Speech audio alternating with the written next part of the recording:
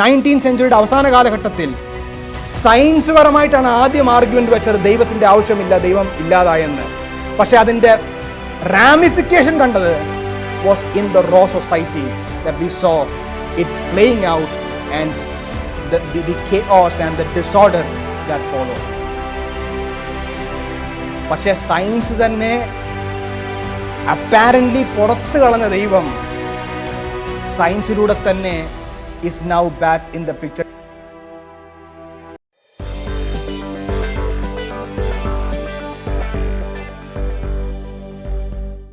The talk that I'm going to give today is God dead? Before I speak on it, I first of all want to commend Jesus Youth for setting up this occasion and the wonderful work that you're doing in college campuses. I am a big fan of what you're doing, and may the Lord continue to bless and use you for His glory. Is God dead? ദൈവം മരിച്ചുപോയോ? ദൈവം ഇല്ലാതെയായോ? മൈത്രേയൻ പോലുള്ള കേരളത്തിലെ popular നിരീശ്വരവാദികൾ അദ്ദേഹം എപ്പോഴും പറയാറുള്ളൊരു കാര്യമാണ്, ഇത് കാളവണ്ടി സംസ്കാരം അല്ലെങ്കിൽ കാളവണ്ടി കാലഘട്ടത്തിലുള്ള ബിലീവ്സ് ആണ്. ഇനി ഇതിന് യാതൊരു പ്രസക്തിയുമില്ല, ഇനിയും ദൈവം എന്ന വിശ്വാസത്തെ വേണ്ട. God is dead. അല്ലെ, നമ്മുടെ നാട്ടിൽ നിരീശ്വരവാദികൾ പറയുന്നതാണ് അത് ഗോഡ് ഈസ് ഡെഡ് എന്ന് പറയുമ്പോൾ ദൈവം ഒരു കാലത്ത് ജീവിച്ചിരുന്നു, ഇപ്പോൾ മരിച്ചു എന്നുള്ള അർത്ഥത്തിലല്ല പറയുന്നത്. പക്ഷെ ദൈവം എന്ന ആ സങ്കല്പം, നേരത്തെ ദൈവം ഇല്ലായിരുന്നു എന്ന് തന്നെയാണ് അവർ വാദിക്കുന്നത്. പക്ഷേ ദൈവം എന്നൊരു സങ്കല്പത്തിന് പണ്ടൊരു യൂട്ടിലിറ്റി ഉണ്ടായിരുന്നു, ഇന്ന് അങ്ങനെ ഒരു യൂട്ടിലിറ്റി ഇല്ല. ഈ ഒരു ആശയം പുതിയൊരാശയമല്ല. This is not a new idea. One of the most iconic magazine covers is the 1966 Time magazine the cover, which had in red ink on a black surface the haunting words, is God dead? Is God dead? It was actually the culmination of a century that had rejected God. ദൈവം ഇല്ല എന്ന് വാദിച്ച ഒരു കാലഘട്ടത്തിന്റെ culmination ആയിട്ട് Time magazine, which is also seen as a face of the times, as the word itself calls Time magazine. It was glaring on your face, is God dead? But that was in 1966. It did not come out in ഒരു spin of a momentil വന്ന ഒരു വാചകമല്ല, മറിച്ച് വർഷങ്ങളെടുത്ത് ഒരു culture തന്നെ, ഒരു സംസ്കാരം തന്നെ ദൈവത്തെ ഇല്ലാതാക്കിയതിൻ്റെ ക്ലൈമാക്സിലാണ് ടൈം മാഗസീനിൽ ആ കവർ വരുന്നത്. പക്ഷേ ടൈം മാഗസീൻ തന്നെ 3 വർഷം കഴിഞ്ഞിട്ട് 1999 ആ കവർ തിരുത്തി in 1969 the Time magazine cover said, is God coming back to life? What changed? And that is the story that I want to tell you today. Already നാം science versus faith എന്ന ആ ടോപ്പിക്കിൽ ചില കാര്യങ്ങൾ already Jacob did mention. But let me tell you this, that ശാസ്ത്രത്തിന്റെ പിതാക്കന്മാർ എന്നറിയപ്പെടുന്ന, ശാസ്ത്രത്തിന് ആരംഭം നൽകിയവർ ക്രിസ്ത്യൻസ് ആയിരുന്നു, ക്രിസ്ത്യൻ തിയോളജിയൻസ് ആയിരുന്നു. ഇന്ന് ചരിത്രകാരന്മാരുടെ ഇടയിൽ, ഞാൻ പറയുന്നത് കേരളത്തിലെ രവിചന്ദ്രൻ സാറോ അല്ലെങ്കിൽ കേരളത്തിലെ സോ കോൾഡ് സ്കോളേഴ്സ് അല്ല, ആക്ച്വൽ PhD ഉള്ള historians of science, actual scholars ഇടയിൽ ഇതൊരു തർക്കം പോലും അല്ല. എല്ലാവരും അംഗീകരിക്കുന്നു that Christian theology gave rise to modern science. This is not contested. പക്ഷേ ഏതാണ്ട് 19ാം നൂറ്റാണ്ടിന്റെ അവസാനത്തിൽ ഒരു particular world view called scientific materialism emerged. നമുക്കറിയാം 19th സെഞ്ച്വറിയിലാണ് ഡാർവിൻ്റെ പരിണാമ സിദ്ധാന്തം മുൻപോട്ട് വെക്കുന്നത്. പരിണാമ സിദ്ധാന്തത്തിൽ നിന്ന് അല്ലെങ്കിൽ അതിന് there is no atheistic implications as such, പക്ഷേ there was a breakaway from the existing ways in which science was construed. അതായത് സയൻസിൽ നമുക്ക് എക്സ്ട്രാ നാച്ചുറൽ ആയിട്ടുള്ള അല്ലെങ്കിൽ ഒരു ഡിവൈൻ പ്രസൻസിനെ ഇൻവോക്ക് ചെയ്യാൻ കഴിയും എന്നുള്ള ആ ഒരു സങ്കല്പത്തെ കംപ്ലീറ്റ്ലി നിഷേധിച്ചുകൊണ്ട് ഒരു എൻറ്റയർലി നാച്ചുറലിസ്റ്റിക് ഫിലോസഫി സയൻസിനെ ഗവേൺ ചെയ്യാൻ തുടങ്ങിയത് 19ാം നൂറ്റാണ്ടിലെ അവസാന കാലഘട്ടത്തിലാണ്. Darwin came with this view that naturally all things that we see came into being. പക്ഷേ ഡാർവിൻ അതിൻ്റെ സയൻസ് മുൻപോട്ട് വെച്ചപ്പോൾ ഒരു കാര്യം ഓർക്കണം, എപ്പോഴും നാം ദൈവത്തിൻ്റെ എക്സിസ്റ്റൻസിനെ പറ്റി പറയുമ്പോൾ, and listen to this very carefully because this is important, ദൈവത്തിൻ്റെ എക്സിസ്റ്റൻസിനെ പറ്റി നാം പറയുമ്പോൾ ഇതൊരു സയൻറ്റിഫിക് ക്വസ്റ്റ്യൻ ആയിട്ട് മാത്രം കാണുന്നതിൽ ഒരു അബദ്ധമുണ്ട്. ദാറ്റ് ഒരു സയൻറ്റിഫിക് എക്സ്പ്ലനേഷൻ ആണ് ദൈവം. അതായത് എന്തുകൊണ്ട് നാം ദൈവത്തിൽ വിശ്വസിക്കുന്നു? കാരണം science can't explain this. That is not the reason. Because immediately when in the 19th century, when science gave an opportunity to discredit God, what followed was social political chaos. ഒരു വശത്ത് ഡാർവിൻ ആ ഒരു scientific സങ്കല്പം മുൻപോട്ട് വെച്ചപ്പോൾ Karl Marx and Sigmund Freud designed the society and politics of a world without God. The 20th century envisioned and played out an actual society that functions without God. ഇന്ന് നമ്മുടെ നാട്ടിൽ പല നിരീശ്വരവാദികളും ദൈവമില്ലാത്ത ഒരു സമൂഹം, മതമില്ലാത്ത സമൂഹത്തെ പറ്റി പറയുമ്പോൾ അവരെന്തോ വലിയൊരു ഉറ്റോപ്പിയയെ പറ്റിയാണ് സംസാരിക്കുന്നത്. മതം ചെയ്ത എല്ലാം ക്രൂരതകളും മതം കാട്ടിയത് എല്ലാം കൂട്ടക്കൊലകളുമാണ്. പക്ഷേ മതം നിഷേധിച്ചാൽ ഫ്രീഡമാണ്. We can be free. ഇപ്പോൾ I saw an advertisement of an atheistic event coming up, which was anchored around freedom, that basically without God, atheism makes the world free. It makes women free, it makes men free, it makes children and teenagers free. You can live the life that you want. അല്ലെ, നാം പലപ്പോഴും ടീഷർട്ടിലൊക്കെ കാണാറുള്ള വാക്കുകളാണ് my life, my rules, my body, my choice. So if there is no God, then each man becomes his own judge, his own arbitrator. അപ്പോൾ ഈ 19th century മാർക്സും Darwin and Sigmund Freud, when they designed a society without God, Friedrich Nietzsche, he was a German philosopher, and I want to basically tell you the story of two characters here. The first one is Friedrich Nietzsche. If you have not heard about that name, നിങ്ങൾ ഒരുപക്ഷെ അദ്ദേഹത്തിൻ്റെ ആ പേര് നിങ്ങൾ കേട്ടിട്ടില്ലെങ്കിലും ഇന്നത്തെ ഏത്തിസ്റ്റിക് ഐഡിയാസിനെ ഏറ്റവും അധികം സ്വാധീനിച്ച ജർമ്മൻ ഫിലോസഫർ ആയിരുന്നു ഫ്രെഡറിക് നീറ്റ്ഷെ. അദ്ദേഹത്തിൻ്റെ പിതാവ് ഒരു പാസ്റ്റർ ആയിരുന്നു.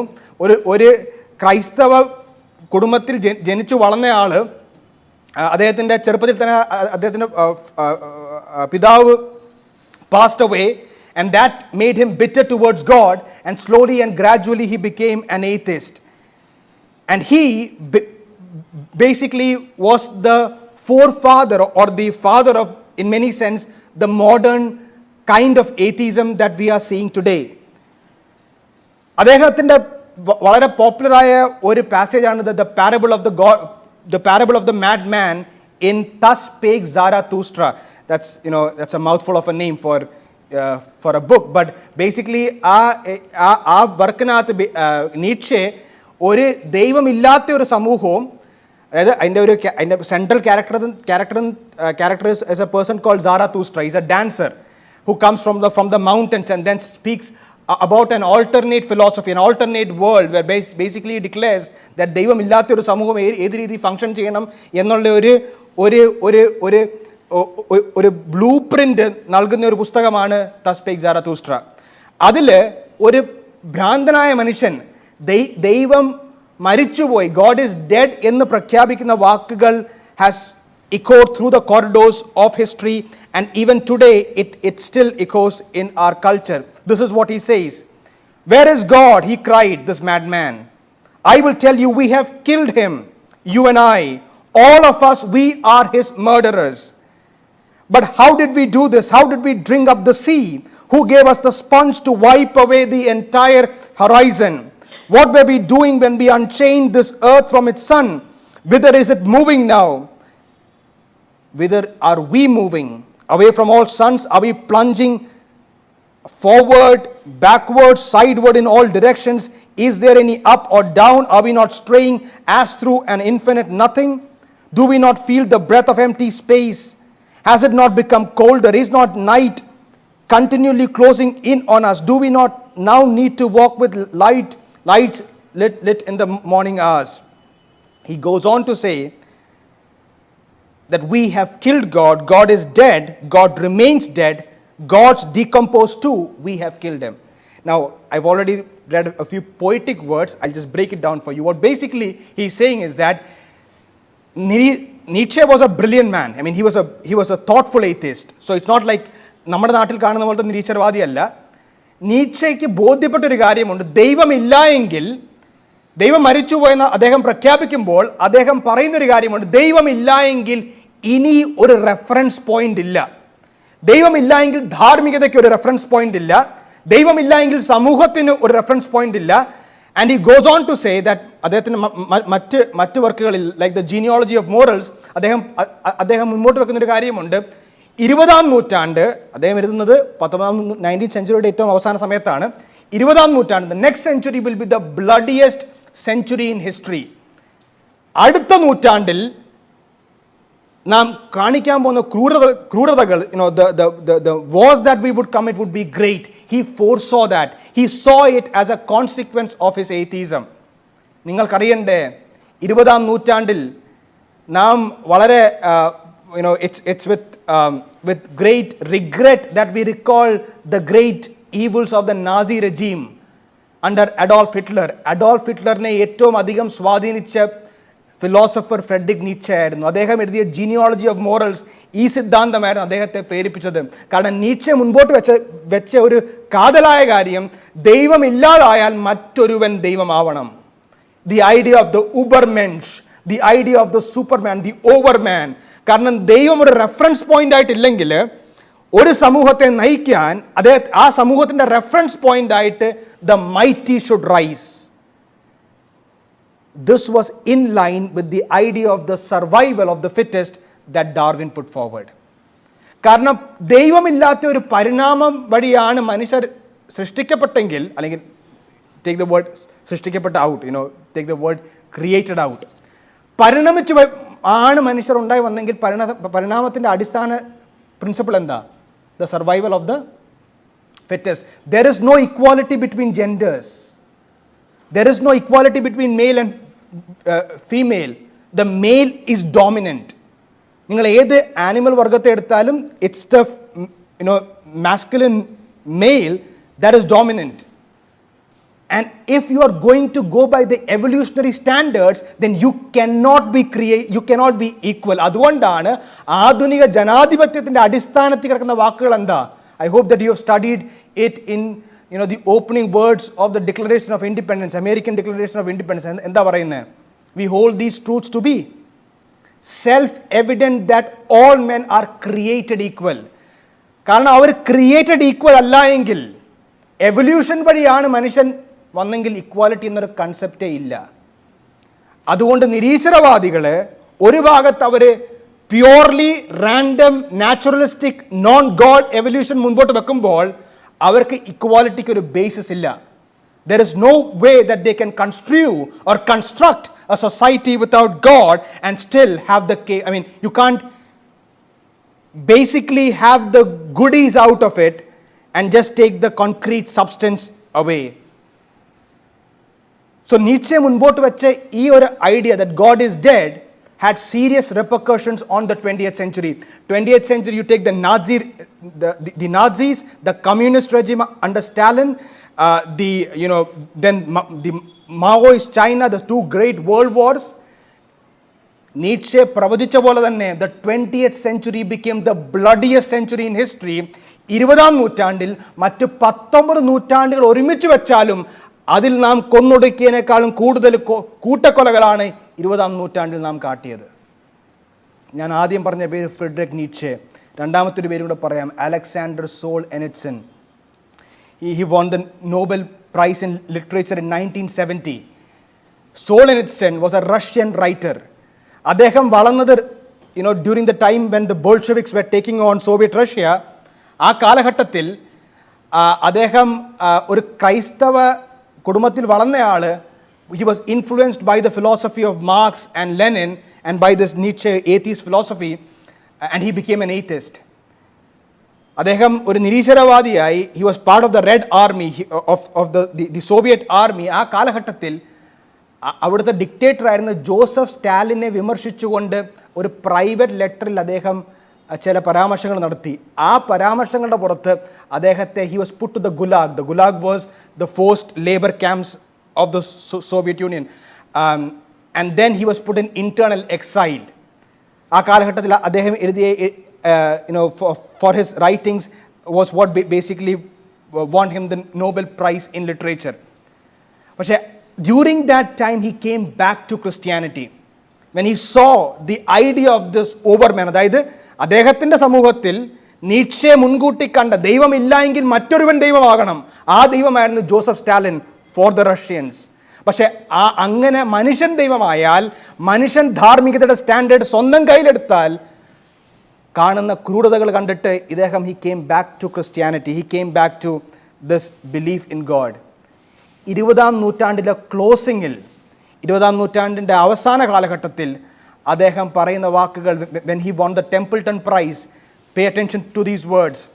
അദ്ദേഹം പറയുകയാണ്, ഞാൻ ചെറുപ്പത്തിൽ റഷ്യയിൽ വളർന്നു വന്ന ആ കാലഘട്ടത്തിൽ അവിടെ ചായക്കടയിലൊക്കെ ഇരുന്ന് അപ്പച്ചന്മാർ പറയുമായിരുന്നു, ഈ രണ്ട് യുദ്ധങ്ങളും, ഈ ദിസ് ഗ്രേറ്റ് വേൾഡ് വാർ, പത്രങ്ങളിലൊക്കെ വായിച്ചിട്ട് അവർ പറയുന്നൊരു കാര്യമുണ്ടായിരുന്നു. അപ്പച്ചന്മാർ പറയുമായിരുന്നു, ഇതെല്ലാം നടക്കുന്നതിൻ്റെ കാരണം എന്താണെന്നറിയാമോ? Because we have forgotten God, നാം ദൈവത്തെ മറന്നു കളഞ്ഞു. എന്നിട്ട് അദ്ദേഹം ആ പ്രസംഗത്തിൻ്റെ ടൈറ്റിൽ തന്നെ മെൻ ഹാവ് ഫർഗോട്ടൺ ഗോഡ്. അദ്ദേഹം ഓരോ കാര്യം പറഞ്ഞിട്ട്, പണ്ട് അപ്പച്ചന്മാർ പറയുമായിരുന്നു, it is because we have forgotten God.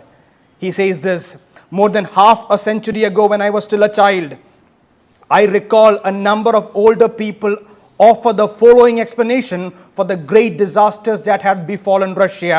Men have forgotten God, that is why all this has happened. Since then I have spent well nigh 50 years working in the history of our revolution. In the process I have read hundreds of books, collected hundreds of personal testimonies, and I have already contributed 8 volumes of my own toward the effort of clearing the rubble left by that upheaval. But if I were asked today to formulate as concisely as possible the main cause of the ruinous revolution that swallowed up 60 million of our people, I could not put it more accurately than to repeat the words of the old men. Men have forgotten God, that is why all this has happened. He goes on to write this. He says, what emerges here is a process of universal significance. If I were to call upon to identify the principal trait, the principal trait of the 20th century, here too I would be unable to find anything more precise and pithy than to repeat once again, men have forgotten God. സോളനിറ്റ്സൺ പറയുകയാണ്, 20-ാം നൂറ്റാണ്ടിലേക്ക് ഞാൻ തിരിഞ്ഞു നോക്കുമ്പോൾ 2 മഹാലോക യുദ്ധങ്ങൾ, the great wars that happened, then the dictator centered revolutions and counter revolutions that killed millions. ഇതെല്ലാം തിരിഞ്ഞു നോക്കുമ്പോൾ എനിക്കും ഒരു കാരണമേ പറയാൻ കഴിയൂ. ഞാനിത് വർഷങ്ങളായി പഠിച്ചു, 50 വർഷം ഇതിനെ ഡീറ്റെയിൽ ആയിട്ട് പഠിച്ചു. പക്ഷേ ഈ നൂറ്റാണ്ട് അവസാനിക്കുമ്പോൾ എനിക്കും ഒരേ ഉത്തരവേ ഉള്ളൂ, ഇതെല്ലാം നടന്നത് because we have forgotten God. You see, science can take God out it can basically claim that it has taken God out.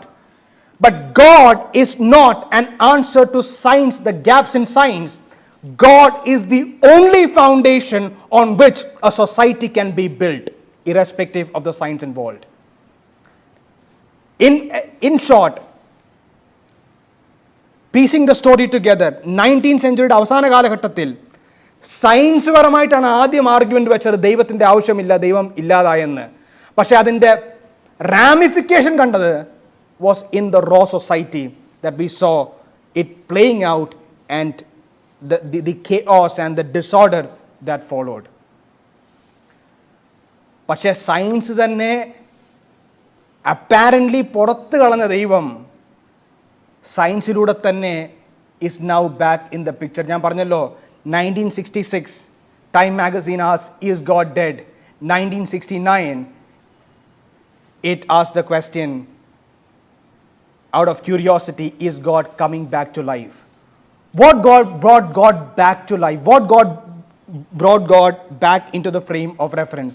2 scientific evidence മാത്രം വേഗത്തിൽ മുൻപോട്ട് തന്നിട്ട് I will wind up my talk. Number 1 is the evidence regarding the beginning of the universe. ഈ പ്രപഞ്ചത്തിനൊരു ആരംഭമുണ്ട് എന്ന വസ്തുത ഇന്ന് നിരീശ്വരവാദികൾ big bang എന്ന് പറയും. But Big Bang is something that runs contrary to their view.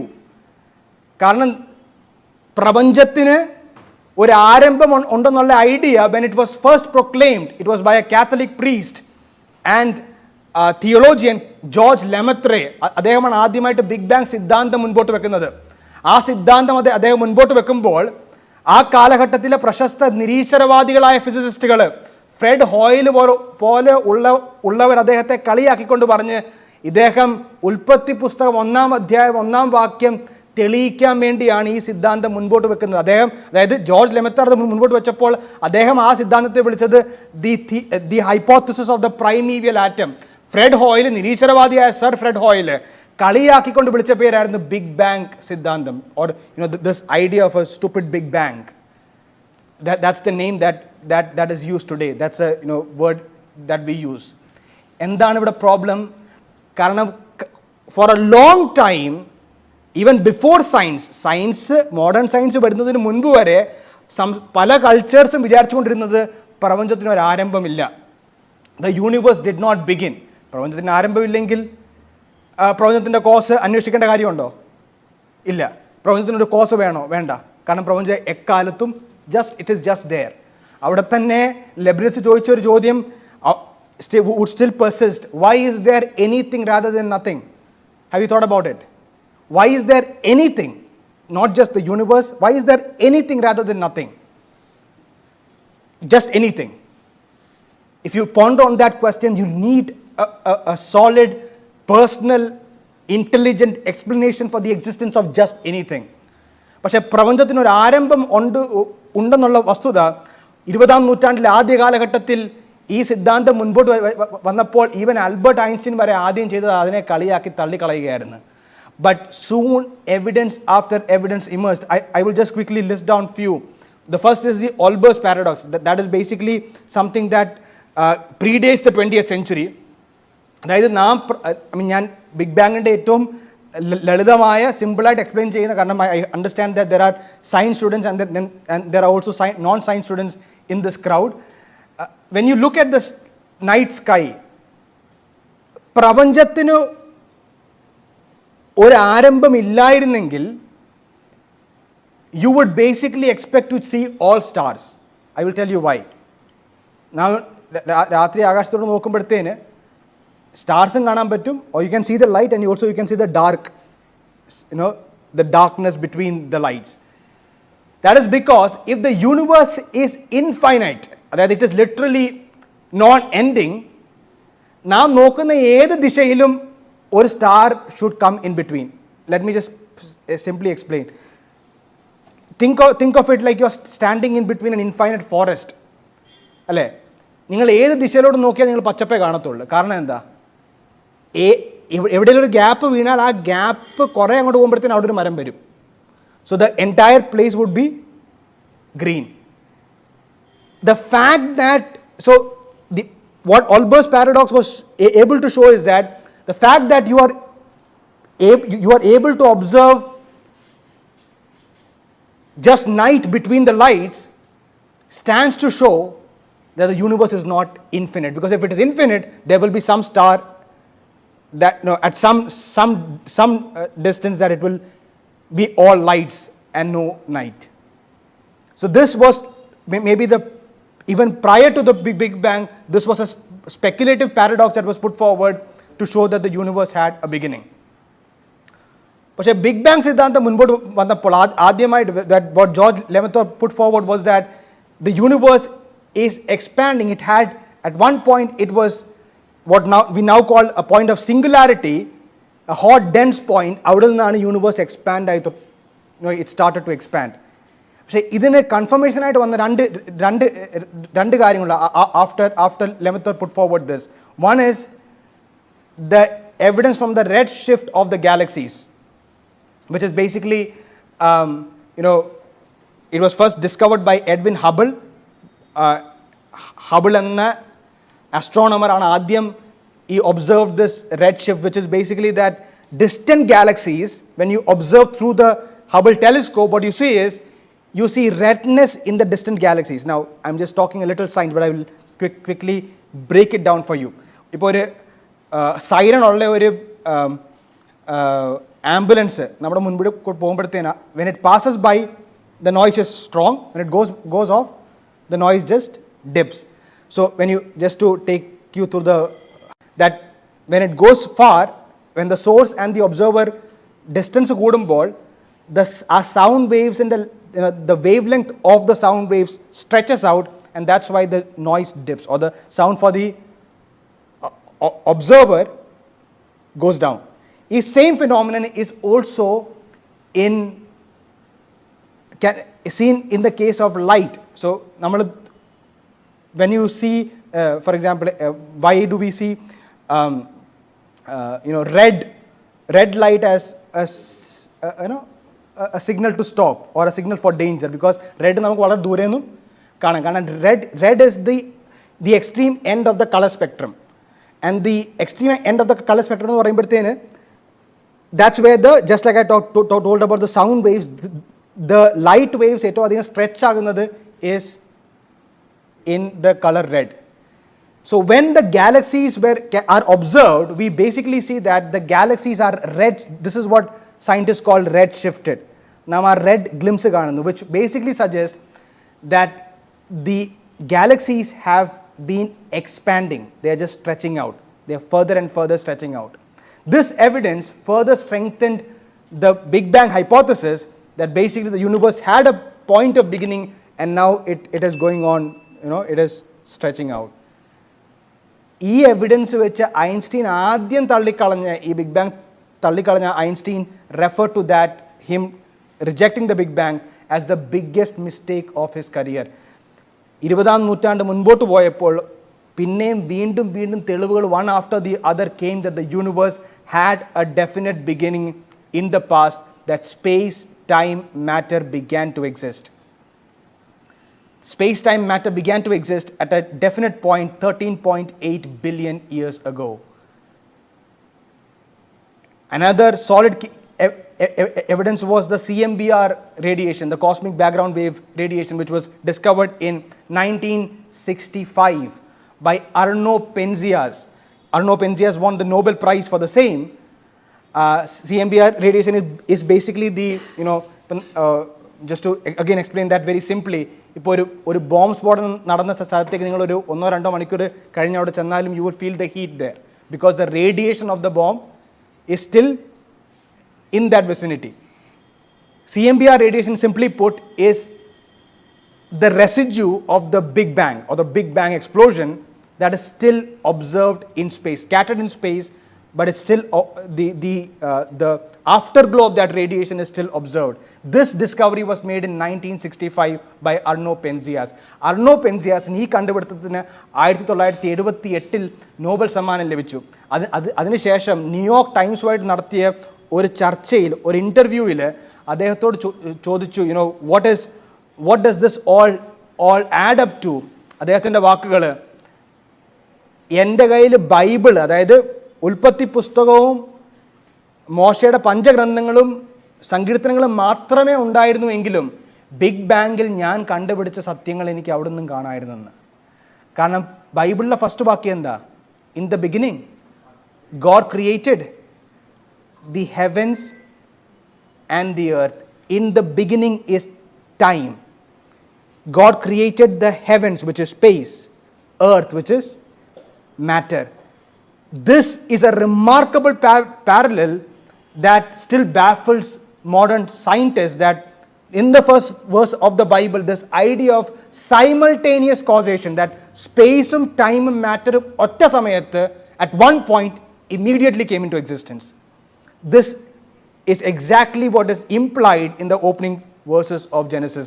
George Smoot, the 2006 Nobel Prize winning cosmologist, he says, there is no doubt that a parallel exists between the Big Bang theory as an event and the notion of creation from nothing. If you actually follow this space, this dialogue, you will notice that in the Big Bang നെതിരെ, അതായത് ശാസ്ത്രം consensus ഉള്ള standard model of കോസ്മോളജിക്കെതിരെ വാദങ്ങൾ ഉന്നയിക്കാനും models മുൻപോട്ട് വെക്കാനും മുൻനിരയിൽ നിൽക്കുന്നത് നിരീശ്വരവാദികളായ ഫിസിസിസ്റ്റുകളാണ്. കാരണം ഒരു പ്രപഞ്ചത്തിന് ഒരു ആരംഭം ഉണ്ടെങ്കിൽ the ചോദ്യം makes sense, right? The question remains, what caused caused the universe? ഈ പ്രപഞ്ചത്തിന് ഒരു ആരംഭം ഉണ്ടെങ്കിൽ, which is what science says, if the universe began to exist, then what really caused the universe? ഞാനിവിടെ ഒരു quickly I'll also give a small philosophical thought point. Infinity, നിങ്ങളെല്ലാം കോളേജിൽ infinity പഠിക്കുന്നതല്ലേ? ഇൻഫിനിറ്റി ആക്ച്വലി എക്സിസ്റ്റ് ആകാൻ possible ആണോ? You understand my question right? ഇങ്ങനെ സങ്കല്പിക്കാം, നമ്മളൊരു റീലേ കളിക്കുക, ഓക്കെ, റീലേ, ആൻഡ് ബേറ്റൺ കൈമാറി ഞാൻ ബ്രോയി കൈമാറുന്നു, one person. So we are playing a relay. Take this as an example. I am passing the baton to someone else. ആ baton മറ്റൊരാൾക്ക് കൈമാറുന്നു. അങ്ങനെ കൈമാറി ബാക്കിലോട്ട് പോവുക. അനന്തമായിട്ട് ബാക്കിലോട്ട് പോവുകയാണെങ്കിൽ അതിനൊരു സ്റ്റോപ്പില്ല. എനിക്കിനി ആ ബേറ്റൺ തിരിച്ച് എൻ്റെ കൈ വേണം, എനിക്കത് കിട്ടുമോ? ഞാനത് തിരിച്ച് വിളിച്ചാൽ എനിക്കത് കിട്ടുമോ? അതായത് അത് അങ്ങോട്ട് പൊയ്ക്കൊണ്ടിരിക്കണം, പക്ഷേ എനിക്ക് ബേറ്റൺ എൻ്റെ കൈ തിരിച്ച് വേണം, കിട്ടുമോ? എന്താ കിട്ടാതെ?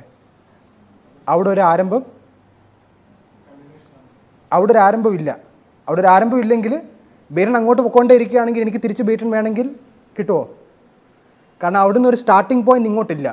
അതായത് പാസ്റ്റ് ഇൻഫിനിറ്റ് ആണെങ്കിൽ പ്രസൻറ്റ് എന്ന് പറഞ്ഞൊരു മോമെൻ്റ് ഇല്ല. പക്ഷേ പ്രസൻറ്റ് എന്ന് പറഞ്ഞൊരു മോമെൻ്റ് ഉള്ളതുകൊണ്ട് പാസ്റ്റ് ഇൻഫിനിറ്റ് അല്ല. The past will have an ultimate beginning. This is a question that atheists always want to get away with. That the past in fact terminates at some point. അങ്ങനെ terminate ആകുകയാണെങ്കിൽ ആ first cause, whatever is that cause, is eternally existing and had the power and the agency to cause the chain of causes. You get what I'm saying? ബാക്കിലോട്ട് പോയിട്ട് first കോസിൽ നിൽക്കുകയാണെങ്കിൽ അതെന്താണോ ആ first cos, അതിനൊരു cos ഇല്ല. ഇപ്പോൾ ഇവിടെ ചില മണ്ട ചോദ്യങ്ങളൊക്കെ ഇവർ ചോദിക്കാറുണ്ട്, ദൈവത്തെ ആരെ സൃഷ്ടിച്ച്? കാരണം ഇത് ബൈ ഡെഫിനിഷൻ പാസ്റ്റ് ഇൻഫിനിറ്റ് അല്ലെങ്കിൽ whatever is the first cause should have no other cause. That is a definition, whatever it is, whether it is God or not God. But the reason we say it is God is because it could initiate an intelligent chain of causes that is in the present. So basically, from a philosophical standpoint and the scientific evidence, the Big Bang the Big Bang theory clearly shows that the universe had a beginning, which points to a cause to God. And finally is the argument from fine tuning. The universe is fine tuned for life. നമ്മൾ ആരെങ്കിലും ഒരു ചായ ഇടുകയാണെങ്കിൽ, ചായക്ക് ഞാനിവിടെ beef കറി എന്നൊക്കെ പറയണമെന്ന് വിചാരിച്ചാണ്, പക്ഷേ പിന്നെ അവിടുത്തെ ബീഫ് കറി ഉണ്ടാക്കാൻ എനിക്കറിയത്തില്ല. അതുകൊണ്ട് എനിക്കറിയാവുന്ന ഒരു എക്സാമ്പിൾ തന്നെ എടുക്കാം. ചായ ഇടാൻ എന്തൊക്കെ വേണം? പാല്, തേയില, ഞാൻ ഏലക്ക ഇടും. ഏലക്ക ബോംബെക്കാരാണ്. ഏലക്ക, പഞ്ചസാര, ഇത്ര ഉണ്ടെങ്കിൽ ചായ ഇടാം. തീ വേണം, കറക്റ്റ്. തീയില്ലെങ്കിൽ ചായ ഇടാൻ പറ്റത്തില്ല. അപ്പം ഇത്രയും സംഭവങ്ങളുണ്ടെങ്കിൽ ഒരു ചായ ഇടാം അല്ലേ? ഇതിൽ ഞാനൊരു 4 കപ്പ് പാല്, ഒരു 10 കപ്പ് വെള്ളം, കൂടിപ്പോയി, അത്രയും പേര് ചായ വേണ്ട, ഒരു അരക്കപ്പ് പാല്, ഒരു 3 കപ്പ് വെള്ളം, ഒരു അര സ്പൂൺ തേയില, ഒരു 5 സ്പൂൺ പഞ്ചസാര, ഇതൊക്കെ ഇട്ടാൽ ചായ ആകുമോ? വാട്ടവെള്ളം കറക്റ്റ് ഉത്തരമാണ്. ഇവിടെ തന്നെ ഒരു സിമ്പിൾ ഒരു ചായ ഉണ്ടാക്കണമെങ്കിൽ you have to precisely decide, or ഒരു അങ്ങോട്ടും ഇങ്ങോട്ടും ഇച്ചിറൊക്കെ മാറിയാൽ നമുക്ക് ആ ചായക്ക് ഒരു ഇച്ചിരി കടപ്പം കൂടി എന്നൊക്കെ പറയാം, അത് ഓക്കെ. ഒരു പെർമിറ്റിംഗ് റേഞ്ചിൽ, ആ റേഞ്ചിനപ്പുറം പോയാൽ chaya is not chaya. You can call it whatever it you want. മറ്റേ ഒരു I think there's a song as well which I think from a movie, ചായക്കടക്കാരൻ്റെ ചായയിൽ പഞ്ചസാര ലേശമില്ല. I'm not recalling the exact lyrics. So if a simple chai requires intelligence, what about the universe? The universe is finely tuned to a hair's breadth. I will just give few examples. നിങ്ങൾ gravity പഠിച്ചിട്ടുണ്ട്. Gravity is basically the force that acts on you to ground you to the earth, but it's also something that acts between between objects, between planets. നിങ്ങൾ ഓർത്ത് നോക്കിയിട്ടുണ്ടോ എത്ര കൃത്യമായിട്ടാണ് പ്രപഞ്ചം function ചെയ്യുന്നത്, എത്ര കൃത്യമായിട്ടാണ് solar system around the sun, സണ്ണിൻ്റെ ഗ്രാവിറ്റിയാണ് എർത്തിനെയും മറ്റ് പ്ലാനറ്റ്സിനെയും പുള്ള് ചെയ്യുന്നത്. നമുക്കറിയാം, yesterday also we had Chandrayaan launch അല്ലേ. There are spacecraft, there are satellites that are launch to the earth, earth atmosphere അല്ലെങ്കിൽ the space around the earth. അത് കൃത്യമായിട്ട് സയൻസിൻ്റെ കണക്കുകൾ വെച്ചാണ് അതിനെ ലോഞ്ച് ചെയ്യുന്നത്.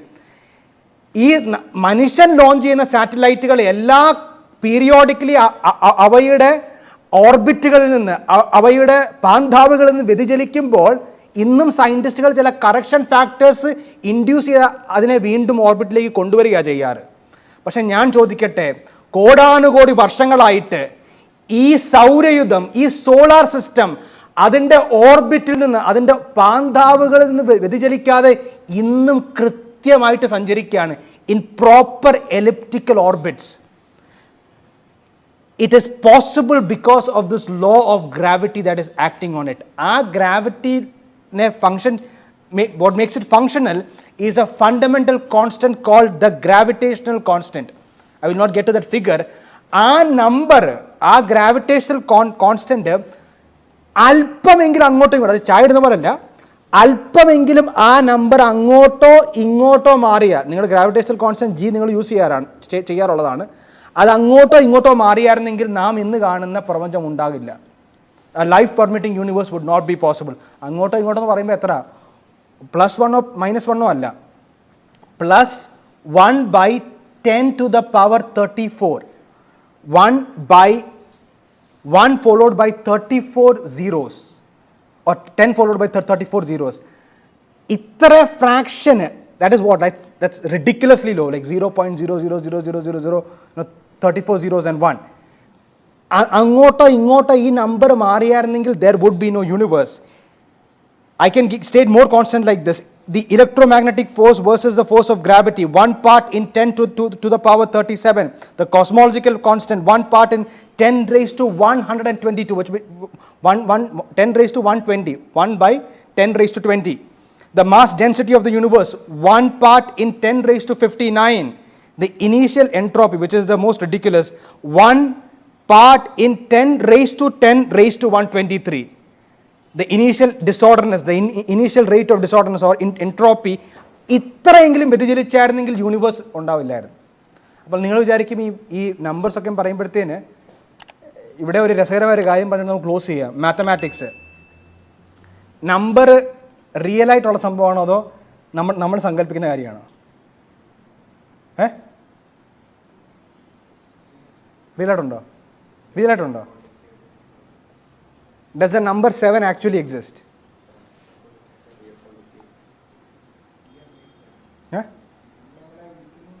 നമ്മൾ അതിനെ അങ്ങനെ വിളിക്കുന്നേ ഉള്ളൂ അല്ലേ?